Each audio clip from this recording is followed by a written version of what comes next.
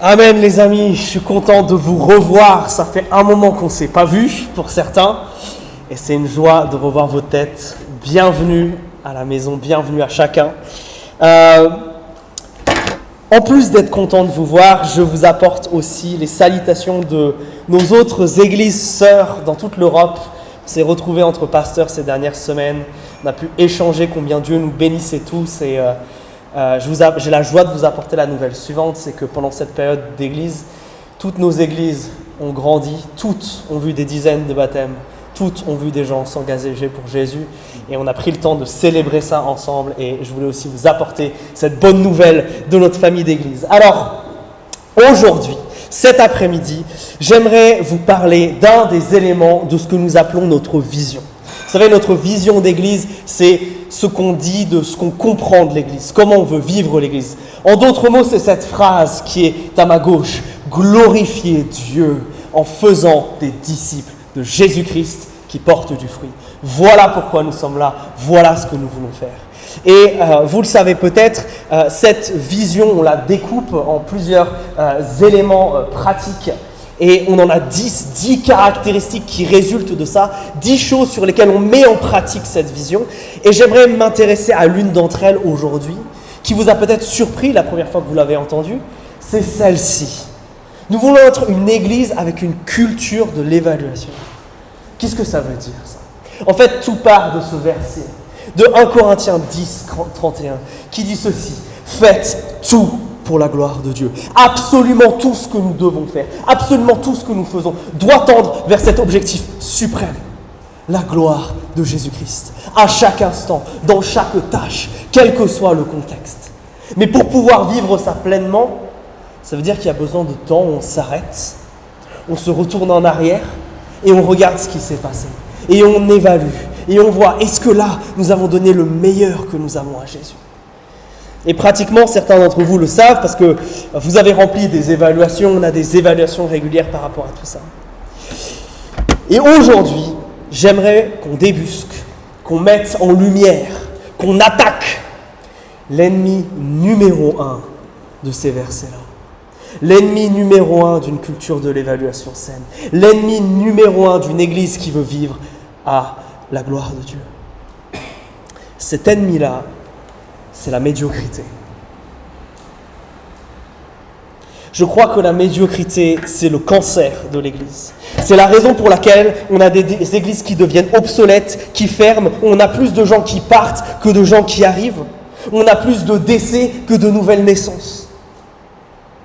Je crois que cependant que ce n'est pas un problème nouveau. Israël a dû y faire face et c'est une bonne chose parce que ça veut dire que Dieu a des choses à nous dire sur ce sujet. Alors je vous propose d'ouvrir vos Bibles ou d'ouvrir vos téléphones portables à Malachie chapitre 1.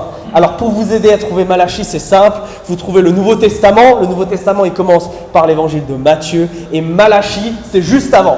C'est les quelques doubles pages avant, Malachie chapitre 1.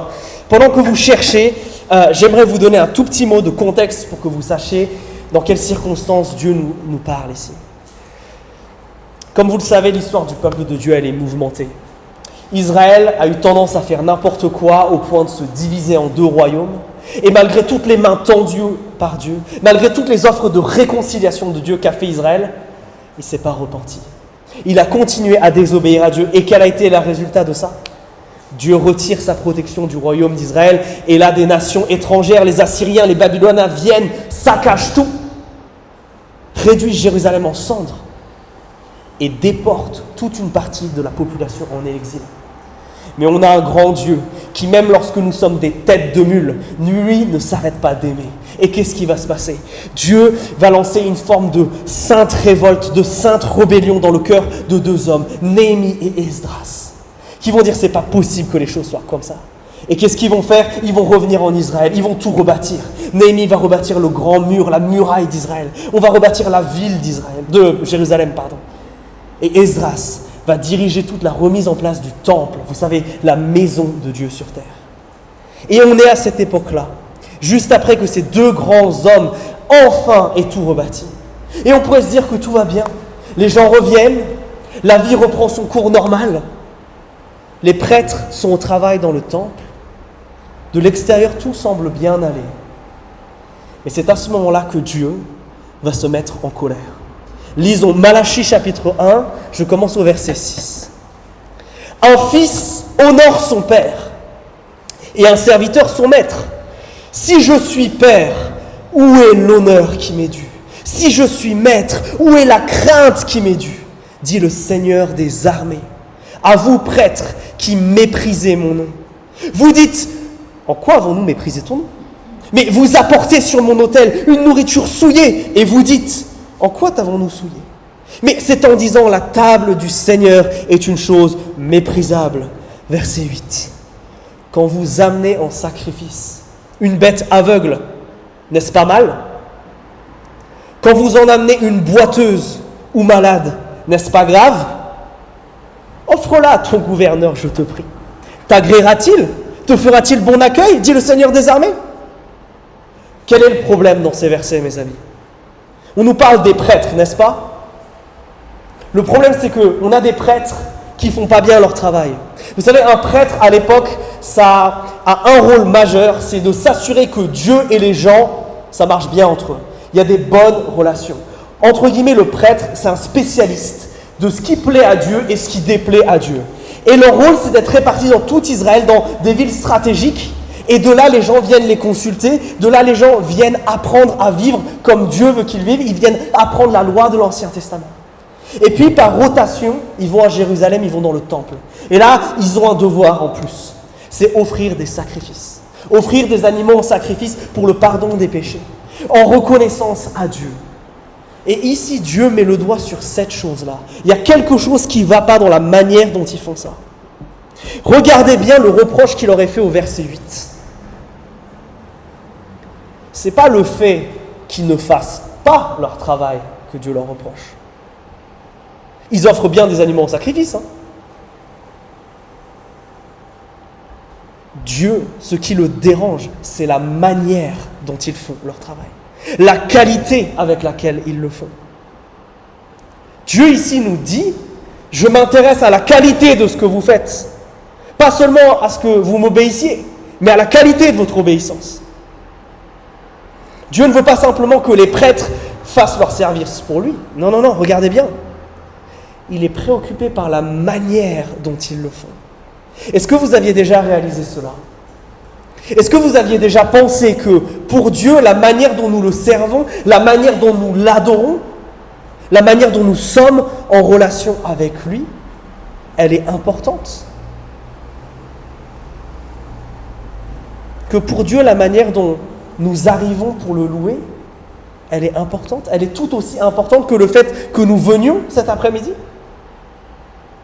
On a déjà touché cette idée du doigt quand on a parlé de la Sainte Seine, si vous étiez là avec nous.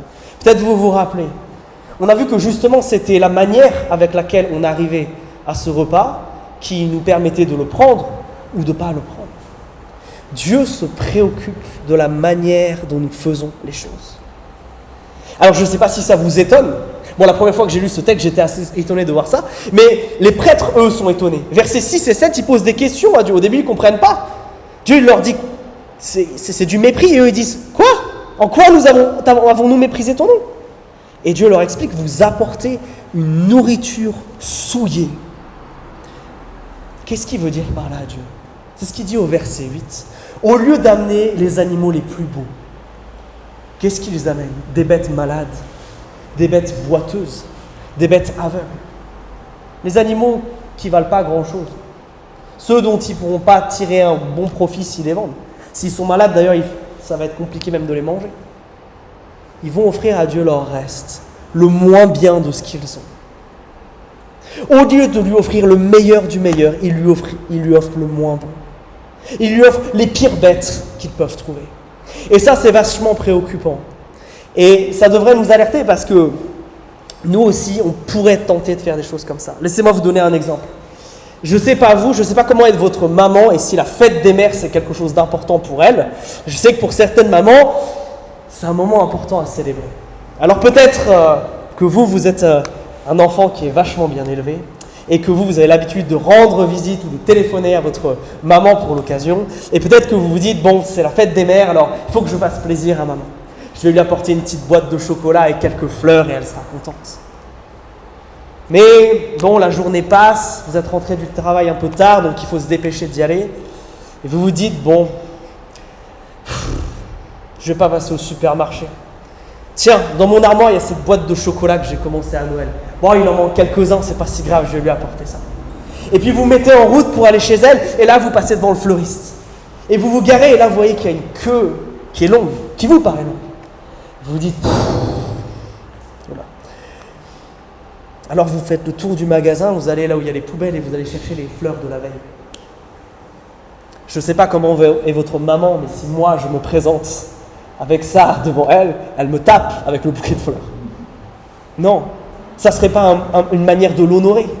La manière dont nous faisons les choses, par exemple dans cet exemple, détruit complètement le but dans lequel nous apportons un cadeau à notre maman. Et c'est exactement la même chose avec Dieu. La manière dont nous lui offrons notre adoration, notre service, du temps, elle est aussi importante que le fait que nous le fassions. Mes amis, la médiocrité, elle est grave.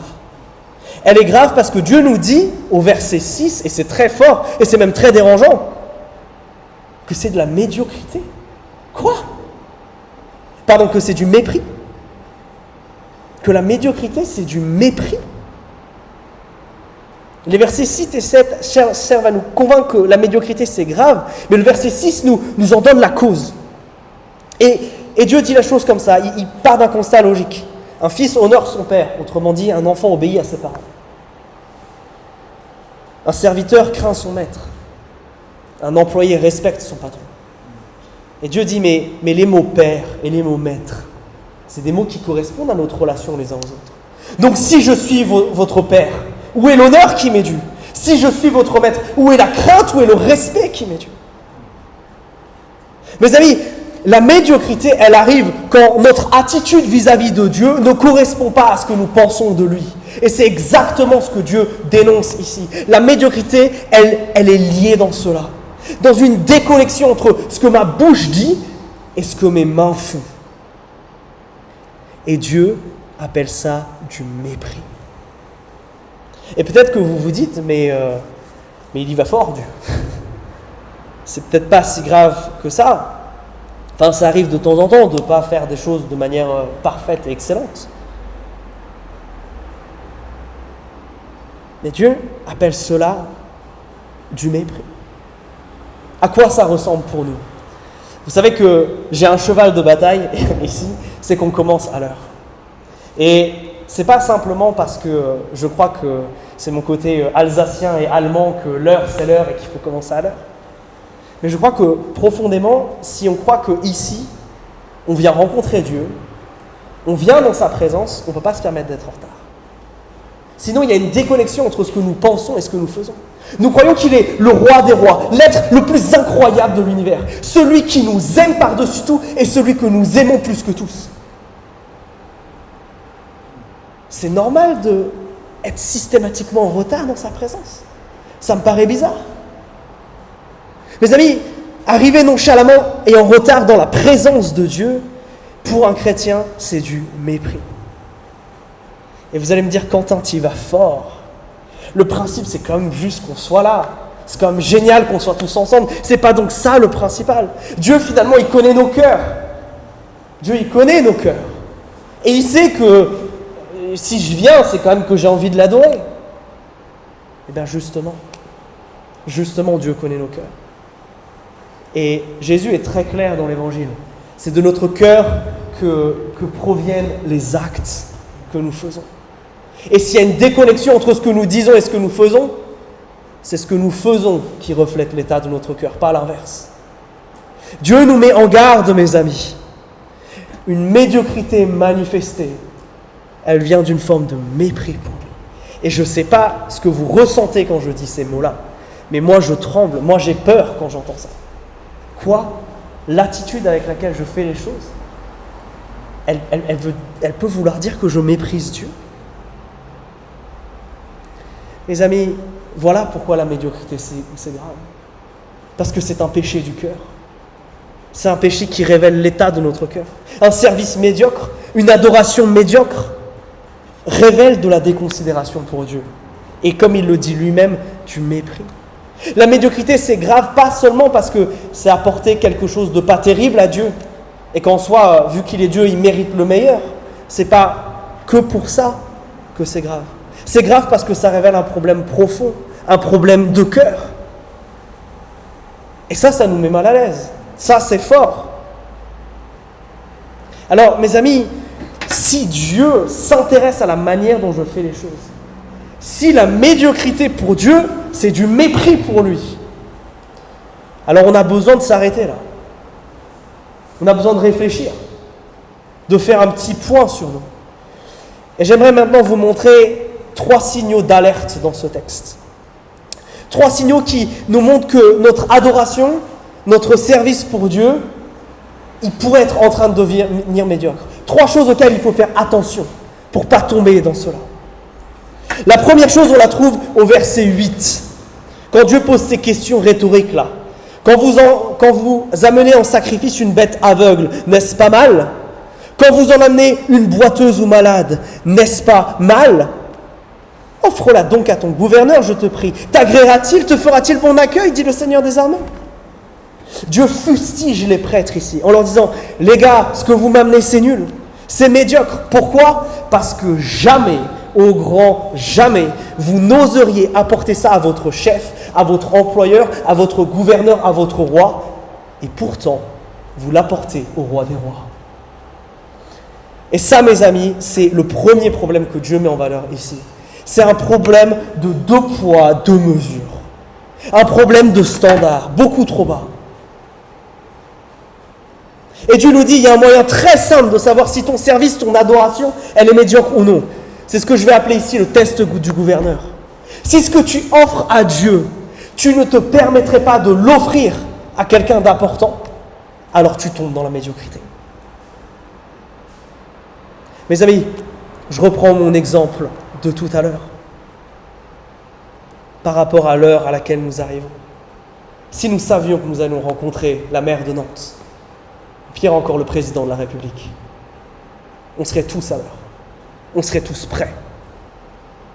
Pourtant, et moi le premier, des fois, quand on va rentrer dans la présence du Dieu Saint, on fait l'erreur d'y rentrer de manière relaxe, avec nonchalance. 2 poids, 2 mesures. Et ça, c'est important pour nous en tant qu'Église de se poser cette question. Quels sont les standards que nous mettons dans notre Église et dans nos ministères ? Est-ce qu'on peut arriver fier devant Dieu cet après-midi en pensant à la manière, par exemple, dont on s'est accueilli ? L'Éternel, Jésus nous dit que nous devons nous accueillir comme lui-même nous a accueillis. Est-ce qu'on a pu vivre ça ce matin ? Est-ce qu'on a pu s'accueillir ? Est-ce qu'on a pu s'aimer ? Est-ce que c'est quelque chose qu'on a vécu ou pas ?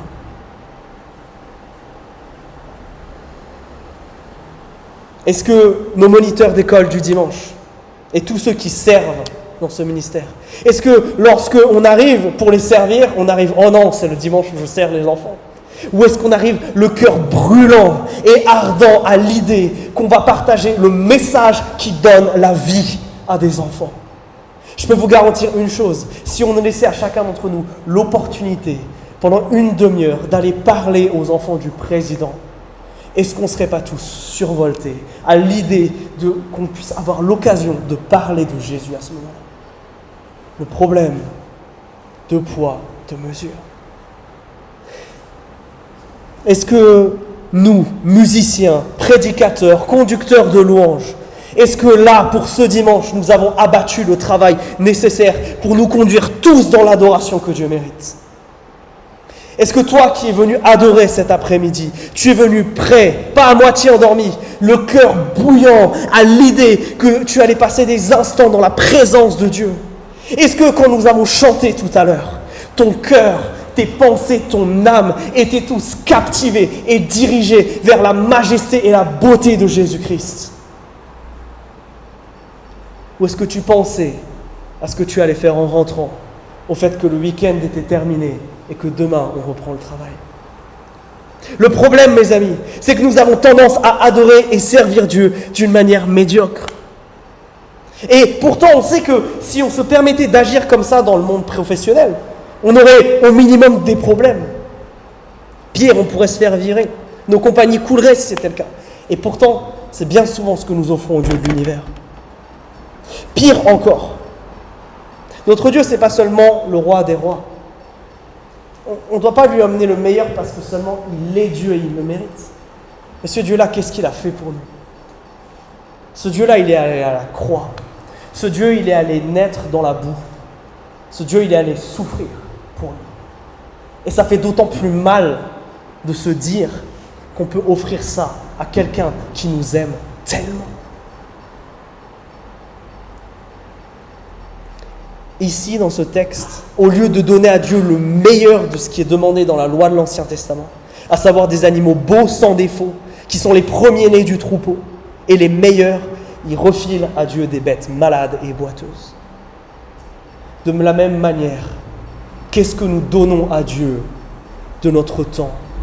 Est-ce que nous aussi nous donnons le reste de notre énergie, le reste de notre talent, le reste de notre trésor? Si nous faisons ça, nous faisons le même péché qu'eux. Pire encore, verset 9, Dieu prend la parole, il dit, et il se met à leur place, il dit, je vous en prie, cherchez à apaiser Dieu pour qu'il nous fasse grâce. C'est de vous que cela vient. Vous fera-t-il bon accueil? Cette question-là, cette question rhétorique, elle est tellement forte. Dieu nous dit, vous vous attendez à quoi? Que Dieu accepte un service médiocre? Vraiment? Mais vous l'aurez. Nous avons l'arrogance de croire que là où notre patron nous réprimanderait au minimum, que Dieu n'en aurait rien à faire. Mes amis, Dieu n'est pas un bisounours. C'est le roi de l'univers. Et ce que nous lui présentons a de l'importance. Regardez le verset qui suit. Dieu va aller encore un cran plus loin. Verset 10. « Qui d'entre vous fermera donc les portes, afin que vous n'allumiez pas pour rien le feu sur mon autel? Je ne prends aucun plaisir en vous, dit le Seigneur des armées, et je n'agrée pas l'offrande de vos mains. » Ce que dit Dieu là, c'est tellement grave. Dans le temple, quand on rentre dans ce temple, il y a cet autel sur lequel on brûle les sacrifices. Qu'est-ce que Dieu dit là? Il provoque les prêtres en disant, qui se porte volontaire pour aller fermer les portes du temple?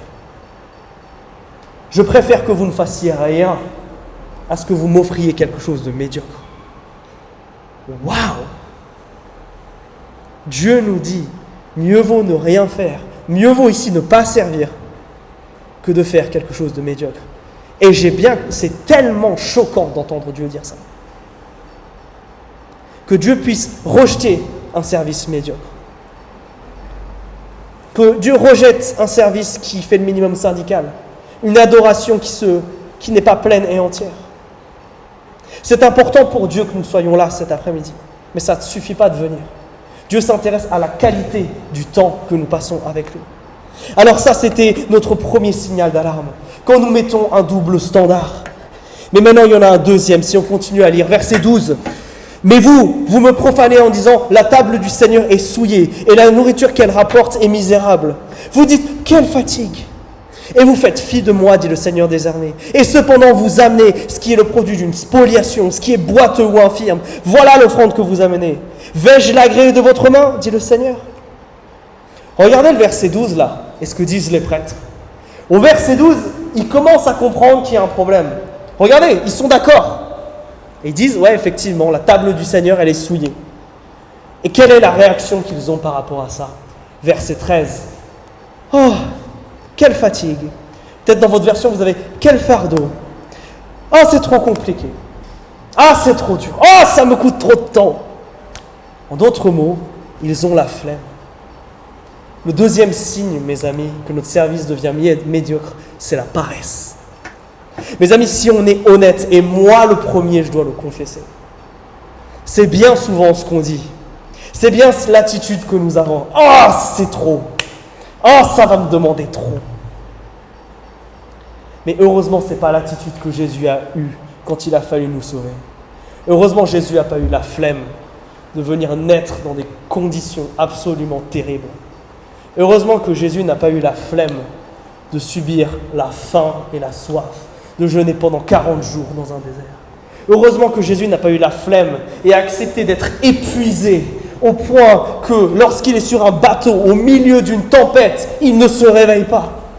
Heureusement que Jésus n'a pas eu la flemme quand il était à Gethsémané, qui tremblait de peur parce qu'il savait qu'il allait être arrêté et crucifié, que des larmes de sang perlaient de son front. Heureusement qu'on a eu un Dieu qui n'a pas eu la flemme. Mes amis, cette médiocrité, elle s'installe quand on se dit « Oh, tout va bien, on n'a pas besoin de faire plus.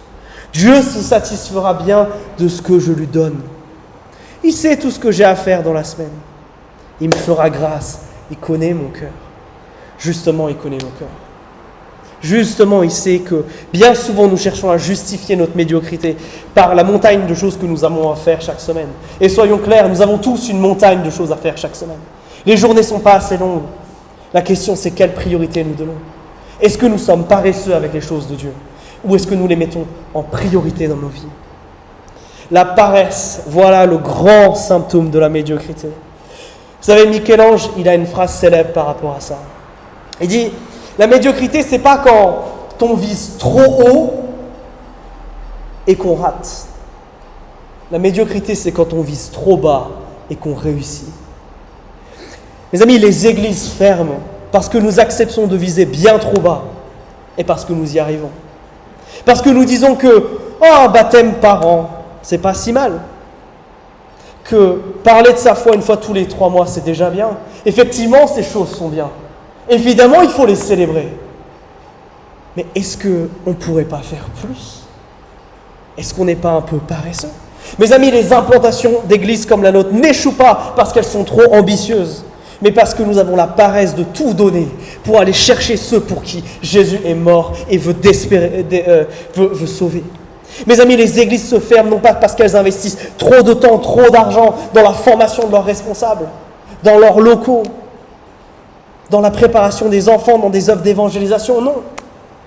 Elle arrive quand nous nous satisfaisons du minimum, quand nous sommes paresseux et que nous ne voulons pas aller de l'avant. Mes amis, j'aimerais que vous reteniez ceci. Se contenter du minimum, ce n'est pas contenter Dieu. C'est tellement dur, mais c'est tellement vrai. Se contenter du minimum dans notre relation avec Dieu, ce n'est pas le contenter lui.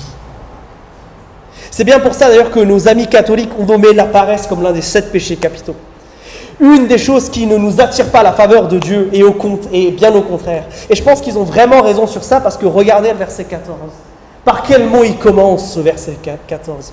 Maudit soit le perfide qui dans son troupeau a un mâle et qui voue en sacrifice au Seigneur une bête mutilée. Car je suis un grand roi, dit le Seigneur des armées, et mon nom est redoutable parmi les nations. Dieu, il nous parle de quelqu'un qui a la flemme, qui pourrait faire quelque chose de bien, mais qui est trop paresseux pour le faire. Alors qu'en est-il de nous? Je ne sais pas vous, mais moi, ça me met dans une certaine angoisse. Qu'en est-il de notre service? Qu'en est-il de notre louange? Est-ce que nous sommes paresseux et est-ce que nous utilisons la bonté de Dieu et son amour incroyable comme une excuse pour être médiocre? 2 poids, 2 mesures. La paresse. Et pour le dernier, il faut aller au chapitre suivant, chapitre 2. Regardez, maintenant Dieu reprend la parole. Maintenant, à vous ce commandement, prêtre. Si vous n'écoutez pas, si vous ne décidez pas de donner gloire à mon nom, dit le Seigneur des armées, j'enverrai parmi vous la malédiction et je maudirai vos bénédictions. Oui, je maudis votre bénédiction parce que vous ne décidez pas.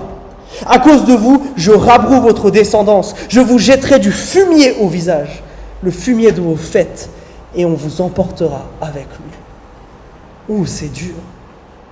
L'Éternel les met en garde parce que là, ils savent tout. La question, c'est est-ce qu'ils sont prêts à changer ou pas? Et le refus de changer, c'est le 3e signe de la médiocrité. Regardez, Dieu leur dit plusieurs choses dans ce sens.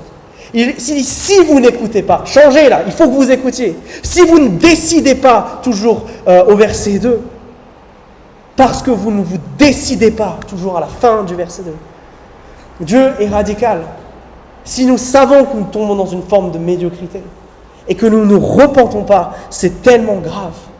Et c'est paradoxal parce que souvent nous on veut du changement. Les Français, on aime vouloir du changement, on n'aime pas tellement changer. Mais même dans l'église, nous voulons plus de Dieu, plus de son action dans nos vies et dans nos églises, n'est-ce pas? Et je suis sûr que c'était aussi le cas de ces prêtres-là. On l'a vu au point précédent, ils ont pris conscience de la situation. Le problème, c'est que bien souvent, nous voulons du changement, mais nous ne voulons pas changer nous-mêmes. Et ça, c'est le gros problème. Nous voulons du changement, nous voulons une louange qui est meilleure, nous voulons plus de gens ici, nous voulons toujours plein de choses. Mais nous n'acceptons pas l'idée de dire que ce n'est pas Dieu la faute qui est en faute ici, mais c'est nous. Que c'est nous qui avons besoin de changer. Que c'est nous qui avons besoin de redonner le meilleur. C'est nous qui avons besoin de commencer à prier et dire « Seigneur, je sais que tu veux sauver dans cette ville. Ouvre mes yeux sur ceux à qui je dois partager l'évangile. » Seigneur, être à genoux et dire « Seigneur, je ne sais pas comment ce collègue, je peux lui parler. Il est tellement critique par rapport à toi. Qu'est-ce que je peux faire? Inspire-moi des paroles qui viennent de toi. » Mes amis, est-ce que nous sommes prêts à changer? D'accepter que dans la médiocrité, la cause c'est notre cœur, la cause c'est nous-mêmes. Le problème c'est que nous attendons tellement de Dieu que nous oublions que lui attend de nous que nous changions et que nous venions à lui. Mes amis, ce texte c'est un appel à la révolte, à délaisser le chemin de la médiocrité et de marcher dans la voie de l'excellence. C'est ça que Dieu nous appelle. Et ici, ce que le texte nous dit, et encore une fois, il est très dur, sans repentance, sans humilité devant Dieu, alors pas de changement, mais surtout du jugement de la part de Dieu. Le verset 3, il fait presque peur dans sa violence. D'entendre dire que Dieu, il dit aux prêtres qu'il va les renvoyer comme on renvoie des excréments d'animaux. Que s'obstiner dans la médiocrité aura des conséquences sur leur service. Dieu dit que leurs bénédictions seront maudites, que ce sera une conséquence générationnelle sur leurs enfants, et qu'au final, avec cette histoire de fumier là, ça aura pour résultat leur humiliation. Est-ce que c'est ça que nous voulons, mes amis? La question que Dieu nous pose, c'est est-ce que nous sommes prêts à nous repentir, à lui demander pardon pour notre médiocrité, à le laisser nous transformer? Parce qu'à un moment, la patience de Dieu arrive à ses limites. Alors, je ne sais pas ce qui trotte dans ta tête à ce moment-là. Mais en tout cas, pour moi, il y a un mélange de honte quand je pense au service que j'apporte parfois à Dieu, quand je pense à la paresse, des fois. Mais peut-être que comme moi, sur le coup, il y a aussi une dose de désespoir qui t'atteint. Parce que tu te dis, mais comment je pourrais arriver à donner à Dieu quelque chose qui n'est pas médiocre? Parce que lui, il est tellement grand, il est tellement saint, il mérite tellement le meilleur. Et moi, j'ai l'impression que je suis incapable, que moi, je suis mauvais, que moi, je pêche. Est-ce qu'il y a même une seule chose que je pourrais donner à Dieu et qui lui soit agréable? C'est pour ça que Dieu a une solution qui arrive dans la suite de ce texte. Mais vu que l'heure tourne, je vais vous résumer ce qui est dit. Dieu va ensuite leur rappeler leur ancêtre Lévi. Lévi, c'est leur arrière-grand-père. Un homme que Dieu a choisi pour ce métier de prêtre. Et Dieu insiste sur le fait que Lévi, lui, y est arrivé. Que lui, il a vécu une vie comme ça. Que le résultat de sa vie et de son ministère, ça a été la bénédiction de Dieu. Regardez le verset 6, chapitre 2, verset 6. Dieu lui rend ce témoignage qui est magnifique. Une loi de vérité était dans sa bouche et on ne trouvait pas d'injustice sur ses lèvres. Il marchait avec moi dans la paix et dans la droiture, ramenant de la faute une multitude. Quel pasteur, quel chrétien, quel évangéliste ce Lévi. Mais ne soyons pas dupes, Lévi c'était qu'un homme, il n'était pas parfait. Ce qui change tout dans la vie de Lévi, et c'est mon dernier point, c'est que Lévi, il marchait dans la voie de l'excellence. Lévi, il a choisi l'excellence. Il n'était pas parfait, mais il était excellent. Quelle est la différence entre les deux? La perfection, c'est quelque chose qui est inatteignable parce que par définition, c'est le truc le meilleur qui soit. Et par définition, ça peut correspondre qu'à Dieu. Ça, c'est pas nous. Si nous essayons de viser une forme de perfection, mes amis, ça nous conduira forcément au désespoir. Parce que jamais nous ne l'atteindrons. Jamais, c'est pas possible. Il n'y a que Dieu qui soit parfait. Par contre, l'excellence, ça c'est possible. L'excellence, c'est donner sa priorité à Dieu. L'excellence, c'est lutter contre cette paresse. L'excellence, c'est accepter de se repentir. L'excellence, c'est remettre Dieu en priorité. Et comme on le dit souvent ici dans nos 3T, temps, trésor, talent, tout ce que j'ai. Lévi n'était pas parfait, mes amis, mais il était excellent. Et la raison pour laquelle Dieu parle de lui à ce moment-là, c'est pour nous donner de l'espoir. Pour nous montrer vers ce que chacun de nous doit tendre. Mes amis, ce texte est clair pour nous dire une chose, c'est que à l'image de Lévi, Dieu bénit l'excellence et Dieu maudit la médiocrité. Et c'est la fin de ce texte, c'est en gros le résumé des versets 8 et 9. On a un Dieu qui bénit l'excellence et qui maudit la médiocrité. Mes amis, Dieu n'est pas prêt à faire de compromis sur ça. Et ça nous fait mal et ça nous fait peur et c'est une bonne chose.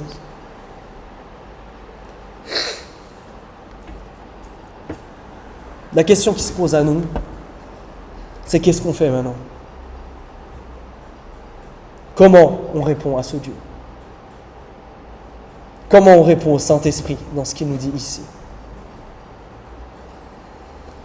Mes amis, moi je dois confesser que bien souvent, je laisse la médiocrité gagner mon service. Que bien souvent, lorsque j'adore Dieu avec vous, je commence à penser à la prédication, je commence à penser à la chaise qui est mal placée au fond de la salle, ou à la bannière qui n'est pas tout à fait à sa place. Et ça, c'est de la médiocrité. Parce que c'est passer à côté d'un moment avec Dieu, d'un moment dans sa sainte présence. Tout ça, c'est des instants où justement mon attitude, où mes pensées ne sont pas captivées par Jésus-Christ. Ma question pour vous, c'est qu'en est-il de vous? Est-ce que dans votre service, dans votre adoration, dans les temps personnels que vous passez avec Dieu, comment est-ce qu'ils sont? Est-ce que vous recherchez l'excellence? Ou est-ce que vous marchez dans les voies de la médiocrité? Mais mes amis, il y a une bonne nouvelle. Il y a une bonne nouvelle qui est incroyable et on en parlait avec Evelyne tout à l'heure. C'est que notre Jésus, il nous aime tellement qu'il est venu nous sauver, ça on le sait. Mais notre Jésus, il nous aime tellement qu'il veut encore nous transformer pour que nous le ressemblions de toujours plus. Notre Jésus, oui, il va nous dire, je ne me satisfais pas de ça. Je ne me satisfais pas de la médiocrité. Mais ce n'est pas pour autant que je vais te laisser dans ce trou où tu ne peux rien faire, où tu es foutu, non. Notre Jésus, c'est celui qui appelle des pécheurs et qui les rappelle à la maison. Et qui les rappelle en provoquant en eux cette révolte de « Moi, Seigneur, je veux t'obéir et je veux te donner absolument tout. » Mes amis, qu'en est-il de vous cet après-midi? Est-ce que le Saint-Esprit vous parle d'une manière particulière? Si c'est le cas, je veux vous inviter à faire deux choses. On va prendre la Sainte Seine. Pendant le chant que l'équipe de louange va nous jouer, dont les paroles sont extrêmement fortes, si vous voulez redédier vos vies à Dieu, si vous voulez redédier votre service à Dieu, vous allez pouvoir le faire en chantant à Dieu, je te donne tout. Mais vous le savez, on a besoin de l'aide de Jésus, parce qu'on est imparfait. Et c'est pour ça que quand vous le sentez, quand vous vous sentez prêt, je vous inviterai à vous lever et aller à cette table de Sainte Seine. Allez chercher un morceau de pain et un morceau de jus de raisin et on s'attendra pour les prendre ensemble. Parce que ce pain nous rappelle que Dieu a refusé que l'humanité meure dans sa médiocrité. Que Dieu, au contraire, il est venu pourvoir avec un sacrifice qui lui était excellent et sans défaut. Que Jésus-Christ, non seulement il est venu, mais il est mort pour te donner la puissance de vaincre cette médiocrité. Pour te donner la puissance de vaincre ce péché. Pour apparaître pur devant Dieu. Mes amis, cette table, c'est un appel à tous les pécheurs, à tous ceux qui se reconnaissent médiocres et qui disent « Seigneur, j'ai besoin de toi ». Et puis le vin, le jus de raisin chez nous, il représente que quand il y a un sacrifice, généralement, ça veut dire que ça change quelque chose dans les relations. Et le sacrifice de Jésus, il a tout changé. Il a tout changé parce que vous avez maintenant l'espérance d'une éternité en sa présence. Il a tout changé parce que maintenant, ces paroles-là, elles sont vraies. Jésus peut venir vous changer maintenant. Jésus peut venir travailler dans nos cœurs maintenant. Jésus peut venir vaincre la médiocrité en nous maintenant. Parce qu'il y a du sang qui a coulé à la croix. Et donc pendant ce chant, je vous inviterai, si vous le voulez, quand vous le sentez, à vous lever et prendre ces éléments. On s'attendra pour les prendre, mais ne le faites que si vous vous reconnaissez médiocre et que vous avez besoin de la grâce. Cette table, c'est une table pour les pécheurs, pas pour les saints. Et surtout, vu ce que nous avons vu la dernière fois, c'est pour des gens qui se reconnaissent ensemble être pécheurs. S'il y a une quelconque division entre nous, s'il y a une quelconque colère ou quelconque conflit, ou si ces éléments n'ont pas de sens pour toi, abstiens-toi. C'est pas grave, personne ne va te juger. Mais on va faire des choses qui ont du sens. Alors maintenant, c'est le moment de venir devant Dieu. C'est le moment de renouveler cette alliance avec lui. C'est le moment, si tu le sens dans ces domaines de ta vie, de lui dire « Seigneur, je te donne mon cœur. Il ne m'appartient plus. Tout ce que j'ai de meilleur, je te le donne à toi, Jésus. »